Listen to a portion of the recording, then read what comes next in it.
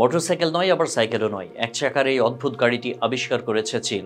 এটি চালাতে কোনো তেল কিংবা গ্যাসের প্রয়োজন হয় না। সম্পূর্ণ ব্যাটারি চালিত এই যান ঘন্টার পর ঘন্টা চলতে পারে এক চার্জে। এই মনো হুইলের একটি বড় সুবিধা হলো এটি ট্রাফিক জ্যামের মধ্যেও সহজে চলতে পারে। সাধারণ গাড়ির মতো জায়গা না লাগায় চালক খুব সহজেই স্লিপ করে বেরিয়ে যেতে পারেন ভিড়ের মধ্যে থেকেও।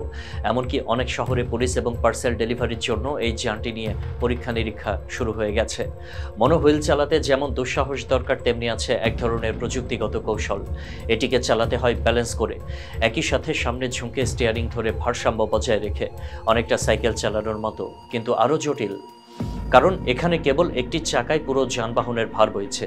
এই মনো হুইল গাড়ির আসল আকর্ষণ হলো এর গঠন আর চলার ধরন। পুরো একটা চাকার ভেতরে বসানো হয়েছে ইঞ্জিন, ফিউল ট্যাঙ্ক, স্টিয়ারিং, এমনকি চালকের বসার জায়গাও।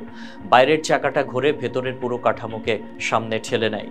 চালক বসে থাকেন বাইরের বড় চাকাটার মাঝখানে, যেন এক বিশাল যন্ত্রচক্রের হৃদয়ে তিনি স্থির। পুরো যানটা দেখতে এতটাই চমকপ্রদ যে একবার চোখ পড়লে ফেরানো যায় না।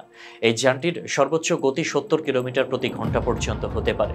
মনে হচ্ছে কম, কিন্তু একটা জায়গায় ভারসাম্য বজায় রেখে যখন আপনি রাস্তার মাঝখান দিয়ে ছুটছেন, তখন এই গতি যথেষ্ট অ্যাডভেঞ্চার আর রোমাঞ্চের জন্য।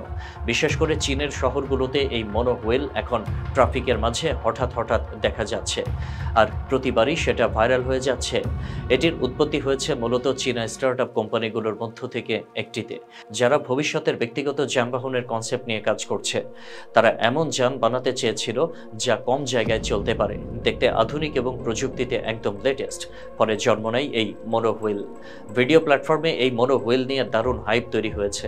বিশেষ করে টিকটক, ইনস্টাগ্রাম ও ইউটিউবে অসংখ্য ভাইরাল ভিডিও ঘুরছে, যেখানে দেখা যাচ্ছে চালকরা হেলমেট পরে এক চাকা গাড়ি নিয়ে ট্রাফিকের ভেতর দিয়ে দুর্দান্ত গতিতে ছুটে যাচ্ছে।